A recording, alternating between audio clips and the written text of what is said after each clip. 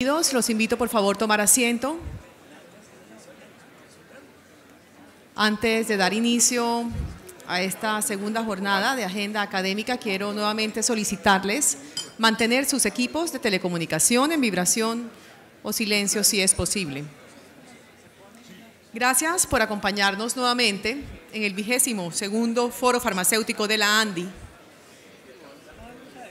Los invitamos a participar en las redes sociales con la etiqueta #Foro Farmacéutico y les recordamos que nos pueden seguir también en Twitter en la cuenta @Andi_Colombia.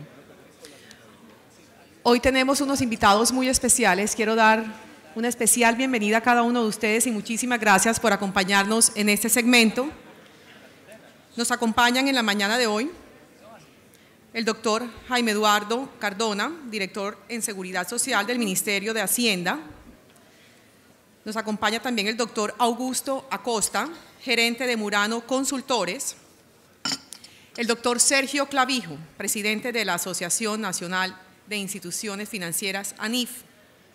El doctor Leonardo Villar, director de FEDesarrollo. Nos acompaña también el doctor Jaime Espín.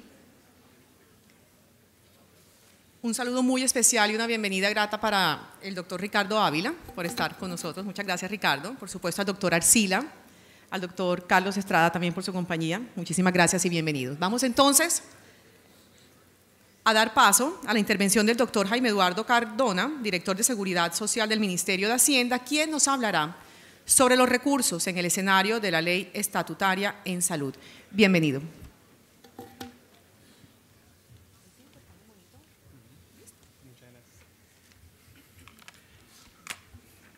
Bueno, muchísimas gracias, primero que todo, por la invitación que nos han hecho al Ministerio de Hacienda para presentar la perspectiva que tenemos de sostenibilidad fiscal en el marco de la Ley Estatutaria de Salud. Gracias al doctor Rodrigo Arcila. Un saludo muy especial a mis compañeros del panel.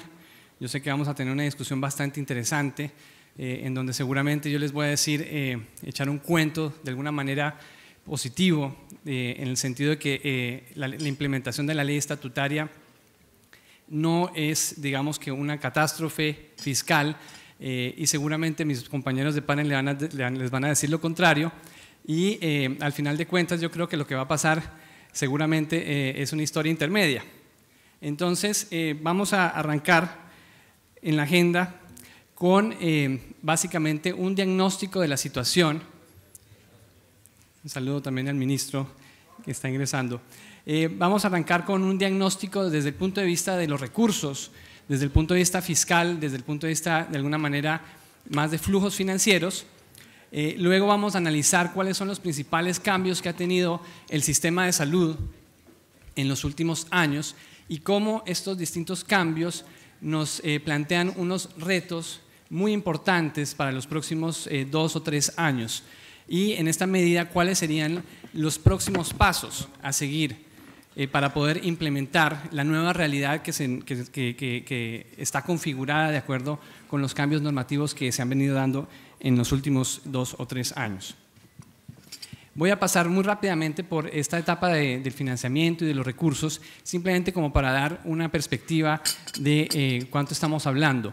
El sistema de salud actualmente, para el año 2015, tiene aproximadamente 32 billones de pesos que son destinados exclusivamente al aseguramiento en salud, ya sea al régimen contributivo o al régimen subsidiado.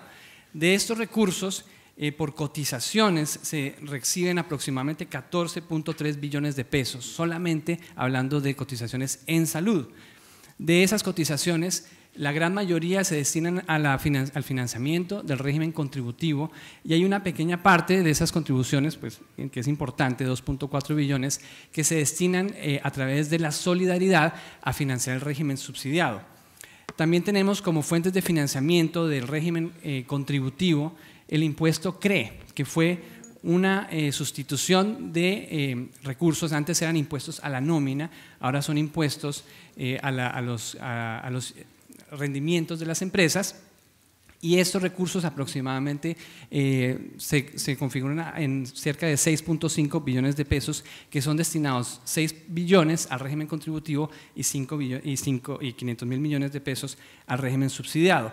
Otras fuentes de financiamiento muy importantes: el Sistema General de Participaciones con 5.6 billones, cajas de compensación, SOAT, FONSAT, aproximadamente 1 billón de pesos, rentas cedidas de las entidades territoriales, básicamente juegos de suerte de azar, impuestos a juegos de suerte de azar, chance, loterías, etcétera, aproximadamente 1 billón de pesos.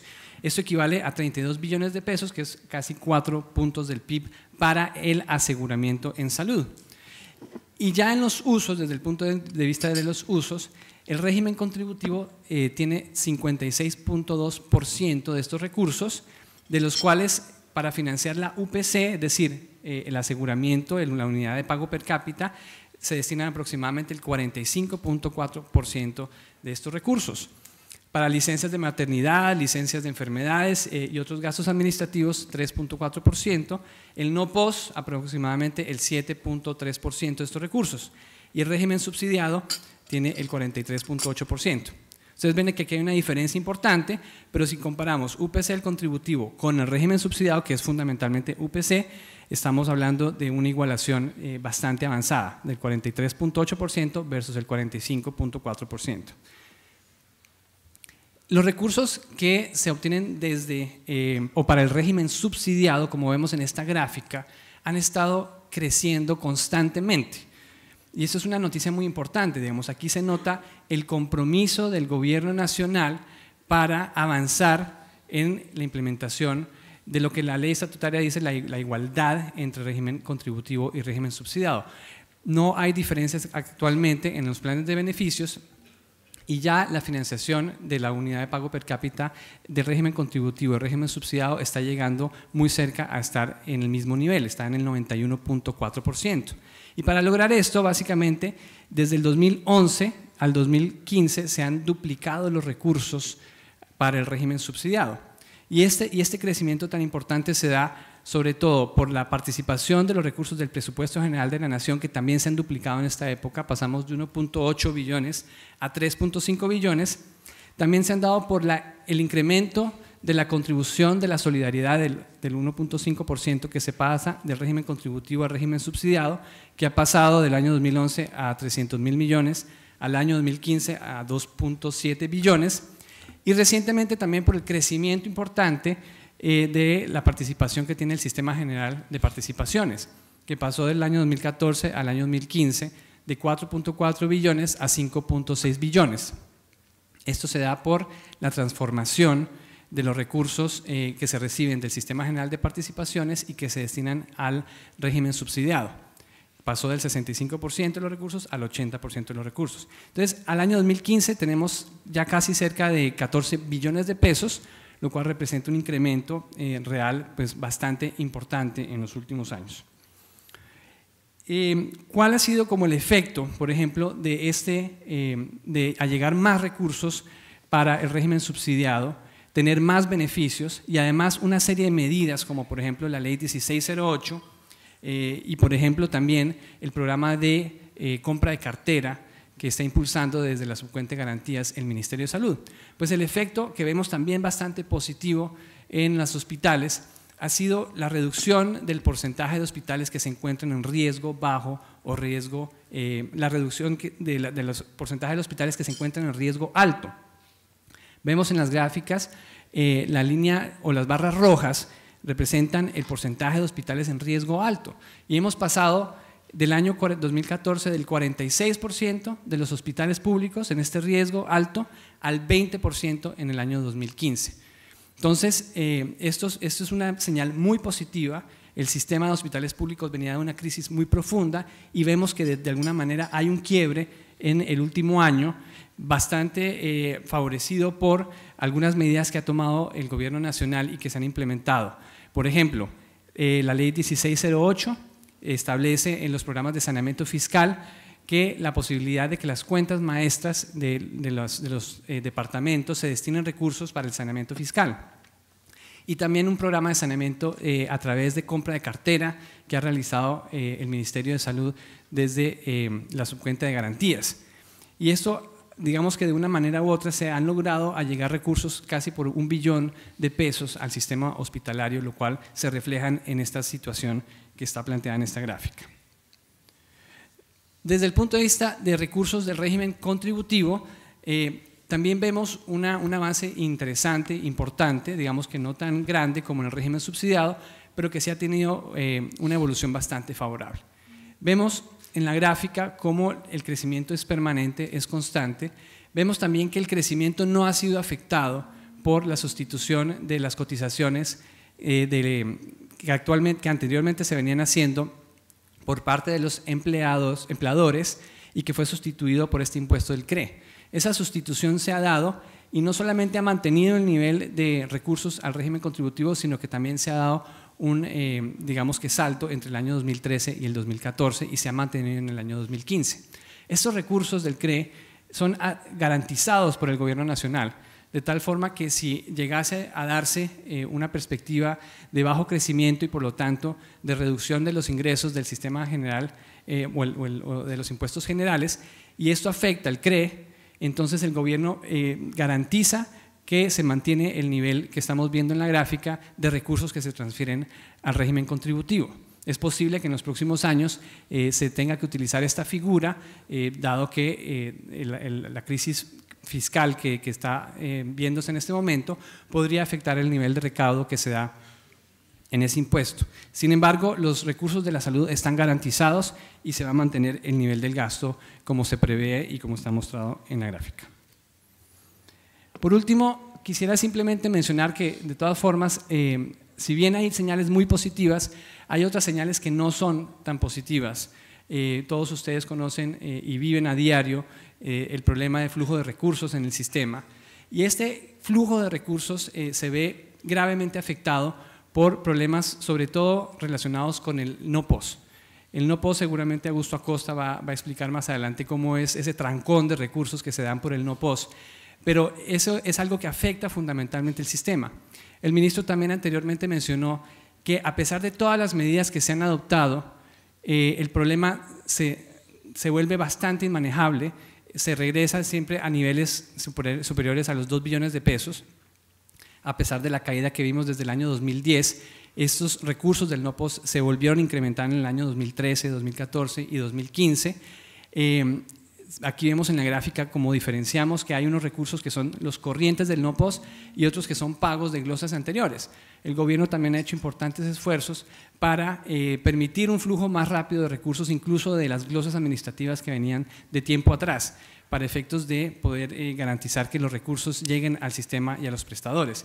Sin embargo, a pesar de las medidas, el problema del no-POS siempre está manteniéndose en niveles bastante elevados. Y aquí es algo importante porque la ley estatutaria está básicamente enfocada a tener un mejor manejo del no-POS.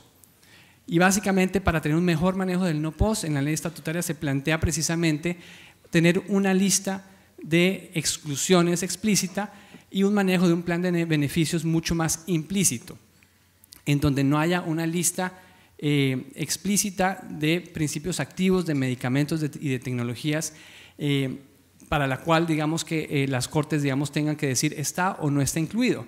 Digamos que implícitamente estarían las cosas incluidas, pero tendrían unas reglas muy claras para poder brindarse a lo largo del sistema, y vamos a hablar de eso un poco más adelante. Ya desde el punto de vista de cuáles son los cambios importantes que se han dado en el sistema y entrar directamente en los retos que vienen a continuación, vamos a hablar acerca de 3 o 4 temas específicos. Primero de ellos es la unificación de los planes de beneficios que se ha dado entre el régimen contributivo y el régimen subsidiado y los retos que plantea su unificación en términos de unidad de pago per cápita. Vamos a hablar también de la ley estatutaria, cuáles son los costos que implica la ley estatutaria y cuáles son los mecanismos que se tienen previstos para poder asumir esos costos. Finalmente, si tenemos tiempo, vamos a hablar un poquito acerca de la habilitación financiera, aunque seguramente en el siguiente panel el ministro Néstor Humberto Martínez va a hablar un poco más sobre cuáles son algunas medidas que se van a abordar para poder allegar recursos de liquidez al sistema. La igualación de planes de beneficios que se dio en el año 2011-2012 ha representado, digamos, uno de los grandes avances en términos de equidad de este gobierno.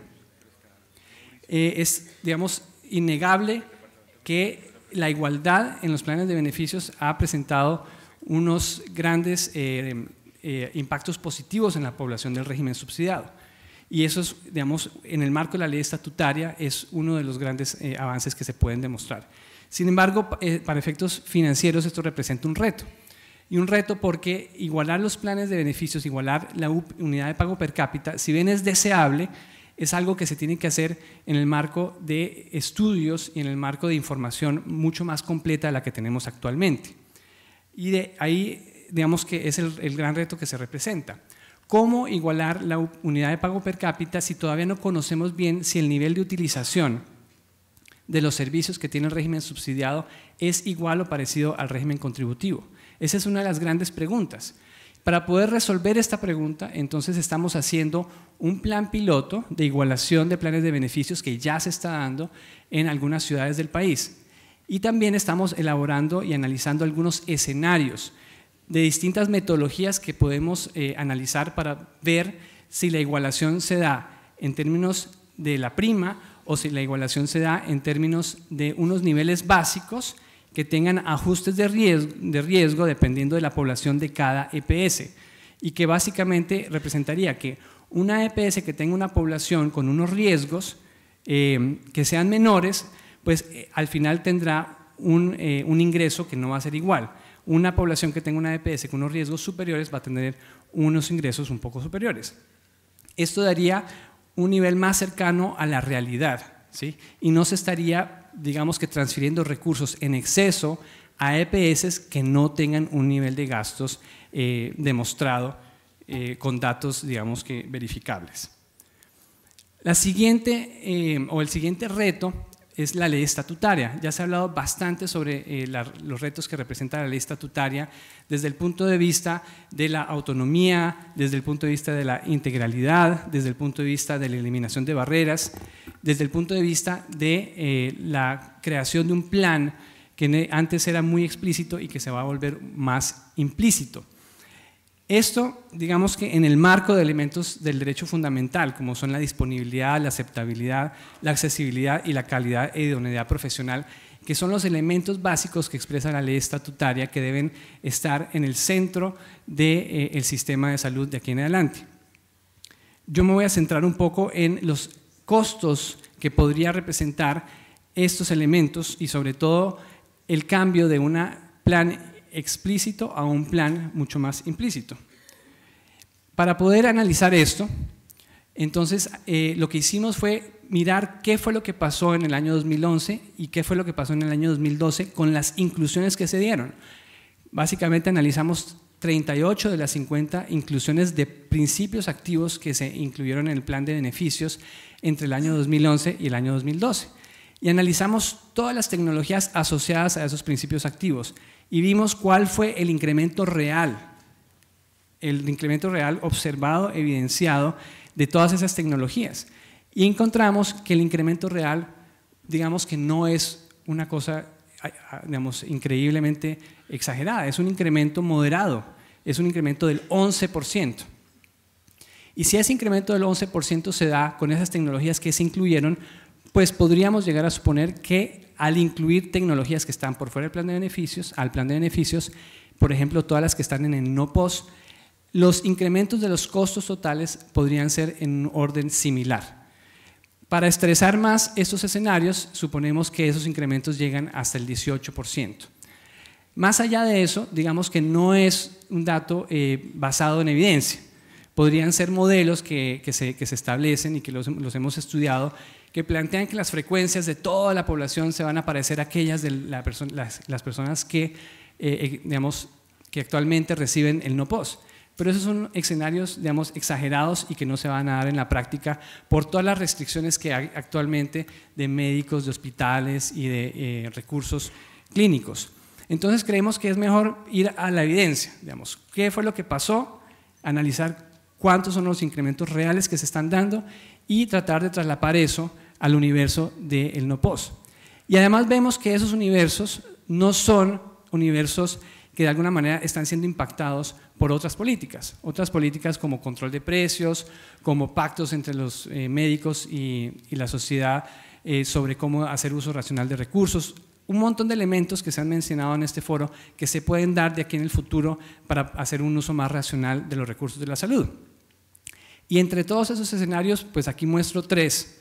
El escenario alto es en donde básicamente se incrementan en ese 18%, se toman en cuenta no los recobros efectivos del no-POS, sino los recobros hechos sin que hayan sido necesariamente pagados, es decir, la totalidad de los recobros presentados.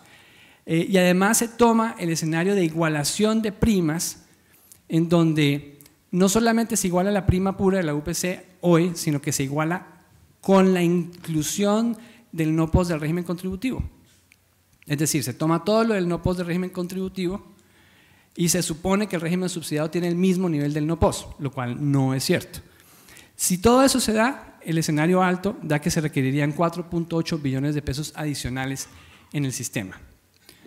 Un escenario medio supondría que la igualación de primas se da, pero no se da tomando en cuenta todo, igualando el no-POS en el régimen contributivo subsidiado, que como les dije, en la práctica el no-POS del contributivo es mucho más alto que el subsidiado. Si igualamos de esa manera sin tener en cuenta el no-POS, pero sí metiendo todo el no-POS del subsidiado en el subsidiado, ese universo daría un costo total de la ley estatutaria de 2.9 billones de pesos. Y un escenario adicional que presentamos acá, a manera, digamos, de ejemplo, es una igualación de primas que tenga en cuenta lo que les decía anteriormente, un análisis de riesgos ex ante. Un análisis de riesgos ex ante en donde a cada EPS se le entregan los recursos que debe tener con base en las prestaciones y en los riesgos en la población que tienen actualmente cada una de las EPS. Algo mucho más cercano a la realidad. Y eso daría que en igualación de primas estaría cercano a los 700.000 millones adicionales. Y se supone también en este escenario que se implementan todas las políticas que hemos hablado anteriormente. Por ejemplo, uso racional de recursos, por ejemplo, más ampliación de la regulación de precios, ampliación de mecanismos, como vamos a ver, de control a la entrada. Y ese escenario estamos estableciendo un gasto adicional estimado en 1.4 billones de pesos. Más adelante Sergio Clavijo les va a decir que estos son escenarios muy poco estresados, pero lo que yo les digo es que este escenario está basado en evidencia, está basado en observaciones de lo que en efecto pasó entre el año 2011 y 2012 con una masiva inclusión de principios activos al plan de beneficios. ¿Qué tipo, para llegar a los costos del escenario 3, digamos, se plantean, y no solamente para eso, sino para una mejor administración del plan de beneficios, se plantean algunas rutas, algunos retos para poder manejar mejor un plan implícito. Y lo que hicimos fue analizar distintas experiencias internacionales y nos ha parecido que el caso de Alemania es un caso muy similar a el mundo que vamos a vivir en Colombia con un plan implícito. No me refiero a los costos totales, obviamente Alemania es un país desarrollado y lleva muchísimos años con un sistema en donde se ofrece mucho y de muy alta tecnología a la mayor parte de la población y que tiene unos gastos totales altísimos comparados con Colombia. Estamos hablando de cómo Alemania desde el año 2010 empezó a manejar la presión tecnológica y la empezó a manejar de una manera muy interesante porque Alemania también tiene un plan implícito al igual que en Colombia. Y el plan implícito en Alemania básicamente trae dos tipos de decisiones que son importantes a la hora de decidir cómo se meten las tecnologías al plan de beneficios. Por un lado se analiza cada nueva tecnología si es similar, si tiene un valor agregado mucho más alto que otras cosas que no existen en el mercado o si es una nueva tecnología que todavía no tiene la suficiente evidencia de que tiene una efectividad con respecto a cualquier otra tecnología existente. Todos aquellos grupos de tecnologías que son similares se tratan como un grupo, lo llaman un jumbo group, y estos grupos tienen unos precios promedios históricos, ¿sí? Cualquier nueva tecnología que entra al mercado y que es similar a tecnologías anteriores, el ministro puso el caso de las estatinas, están los casos de los omeprazoles, etcétera. Todas esas nuevas tecnologías que hacen algo similar a algo que ya existe en el mercado, se introduce por una vía muy expedita, se introduce en el plan de beneficios por una vía muy expedita, pero no se introduce a cualquier precio, se introduce a un precio promedio. Se reembolsa, por así decirlo, a la EPS el precio promedio del grupo, sin incluir el precio adicional que viene una tecnología más cara, ¿no? el precio promedio del grupo que ya estaba dentro del sistema. De tal forma que esas nuevas tecnologías no generan una presión fiscal y más bien le transfiere el riesgo a las EPS y a las IPS para manejar mejor esas tecnologías nuevas. Si ya existen elementos que dan el mismo efecto y pueden darse a un precio menor, pues debería ser la decisión racional que en el sistema se den a ese precio menor. Se transfiere ese riesgo a los prestadores y a las EPS para que administren ese riesgo. Las nuevas tecnologías que entran al país y tienen un mayor valor agregado o no tienen algo que las reemplace o sustituya y se demuestra a través de una evaluación de tecnologías que eso tiene un valor agregado, entonces entran en un proceso de negociación en donde se establece una regulación de precios de entrada, ¿sí? Entonces ese proceso se demora, digamos que en Alemania aproximadamente entre 6 meses y 1 año. En Colombia se estableció que eso no puede durar más tiempo que el que actualmente se demora a la entrada de cualquier tecnología, pero pues contaremos con evidencia internacional para tomar las decisiones. Ese proceso es un proceso en donde hay una negociación y una regulación del precio a la entrada. Entonces, si bien hay un plan de alguna manera implícito, no se da toda la tecnología a cualquier costo, sino al costo que de alguna manera esté sustentado en su valor agregado y en la comparación de precios que tenga internacionalmente. Y finalmente, todas las tecnologías que no presentan suficiente evidencia, entonces entran a un proceso de exclusión. La ley estatutaria es clara cuando dice que cuando las tecnologías no tienen evidencia de efectividad, entonces pueden ser sujetas a un proceso de exclusión. Aquí lo importante va a ser el proceso legítimo al que se llegue para hacer una exclusión. Digamos, un proceso que tiene que ser participativo con las comunidades científicas, con la comunidad de pacientes. Es decir, no se va a excluir cualquier cosa, solamente algo que realmente no tenga la evidencia suficiente para que esté en el plan. Y otra de las maneras como en Alemania se maneja este riesgo es transfiriendo los riesgos y transfiriendo, digamos, que las responsabilidades a las distintas cadenas.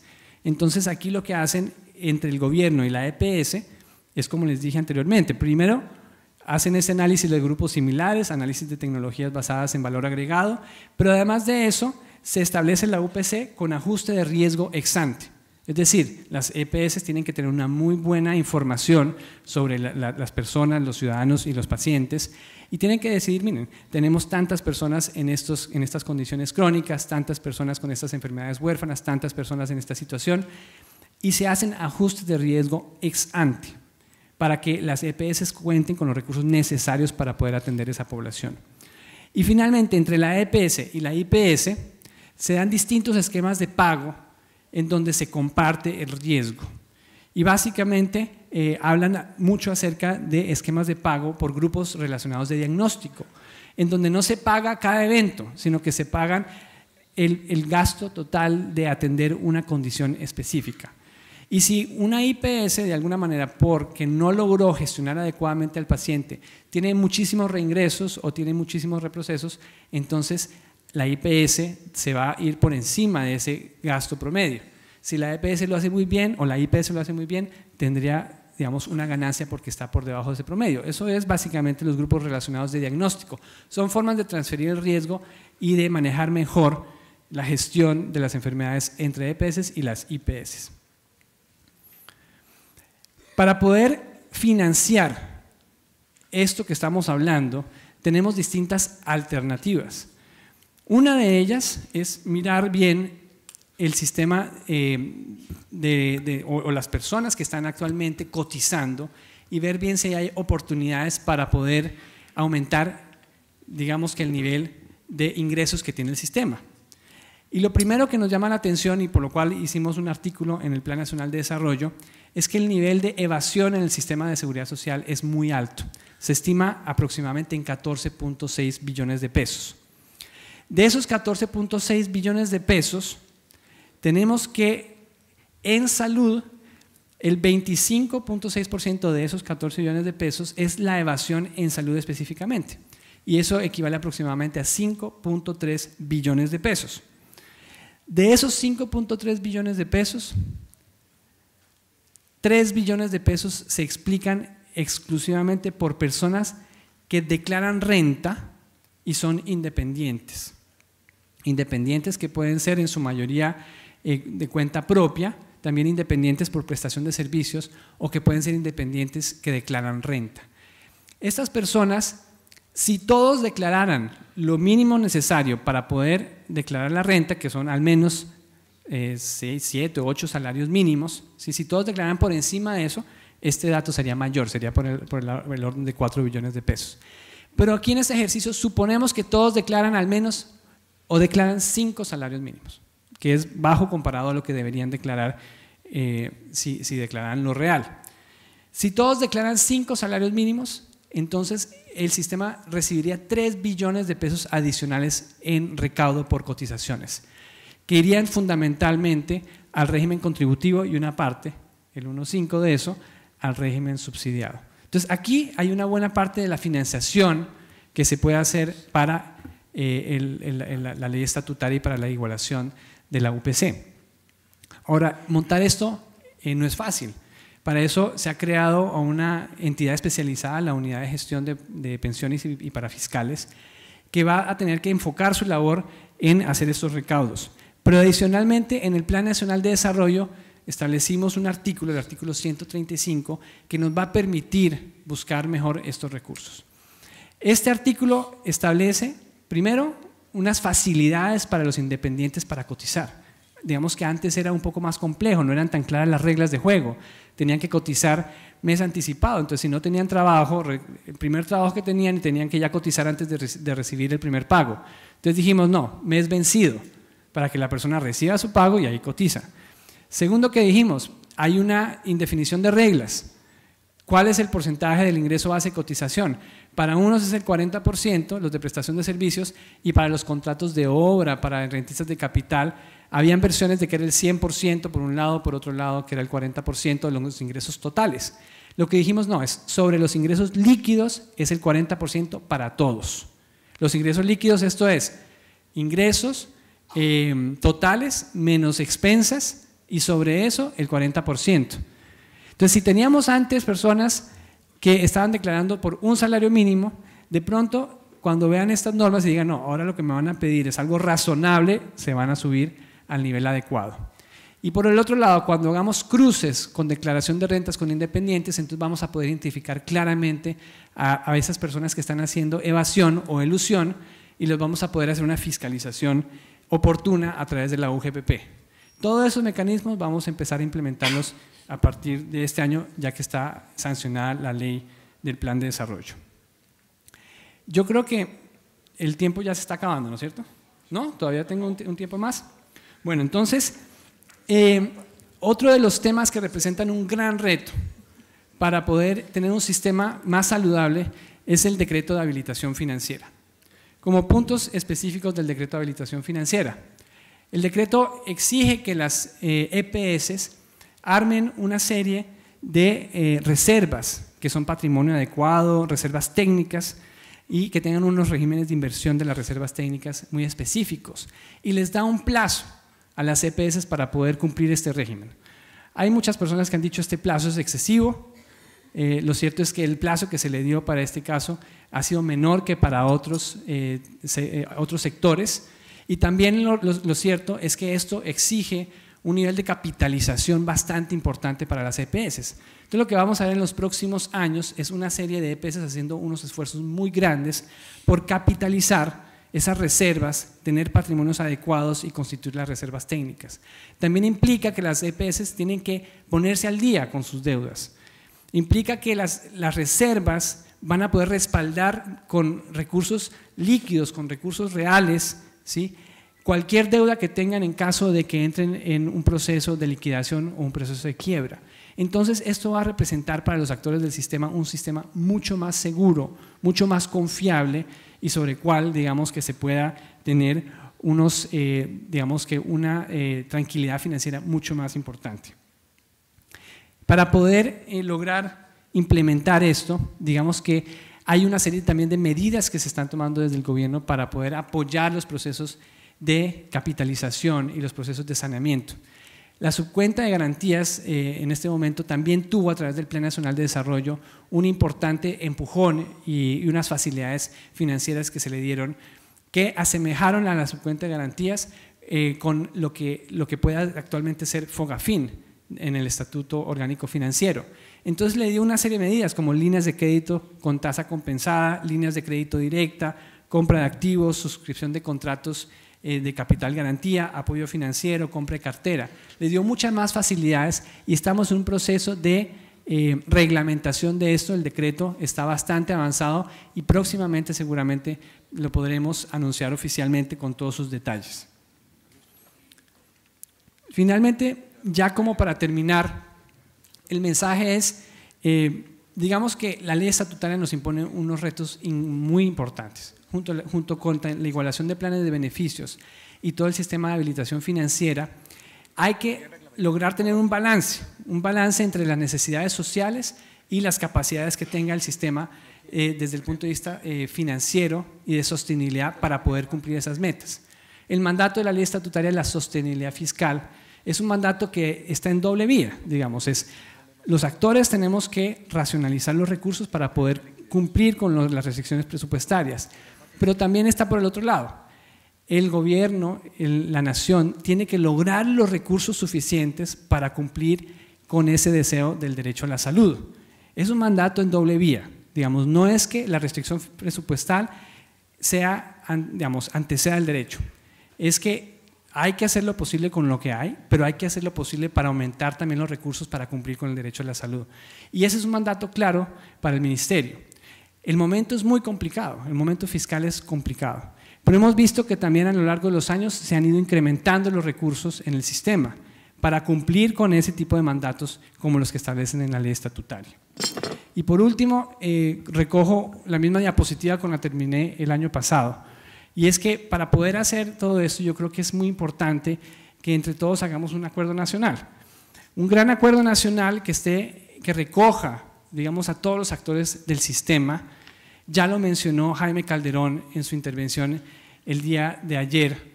Dijo que los médicos ya están pensando hacer un gran pacto por la excelencia. Yo creo que hay que unirnos a esa iniciativa de los médicos del pacto por la excelencia. Hay que incluir a IPS, hay que incluir a EPS, hay que incluir al Ministerio de Hacienda, al Gobierno Nacional, hay que incluir a los pacientes, hay que incluir a todos los actores del sistema para que busquemos digamos, cumplir los mandatos de la ley estatutaria, pero que lo hagamos con racionalidad, que lo hagamos pensando también que los recursos no son finitos, no son infinitos, que los recursos son finitos y que poder llegar a tener más recursos en el sistema va a tomar un poco de tiempo, no es algo automático, ¿sí? Y tenemos que manejar el sistema de una manera razonable para poder cumplir ambas metas al mismo tiempo. Muchas gracias.